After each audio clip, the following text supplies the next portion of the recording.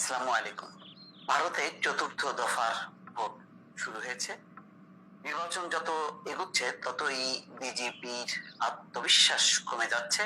তারা সাম্প্রদায়িক উস্কানির দিকে ঝুঁকে পড়ছে। টার্গেট করছে যে কংগ্রেস মুসলমানদেরকে প্রতিনিধিত্ব করে, সুতরাং একটা হিন্দুত্ববাদকে তারা ধরে নিয়ে তার একটা জাগরণ ঘটাতে চাচ্ছে। এর মধ্য দিয়ে বিজেপি নির্বাচনী বৈতরণী পার হওয়ার চেষ্টা করছে। এ বিষয়ে শুভজিৎ বাগচি তিনি সাক্ষাৎকার নিয়েছেন আন্তর্জাতিক খ্যাতি সম্পন্ন সাংবাদিক ও গবেষক দেবাশিস রায় চৌধুরী।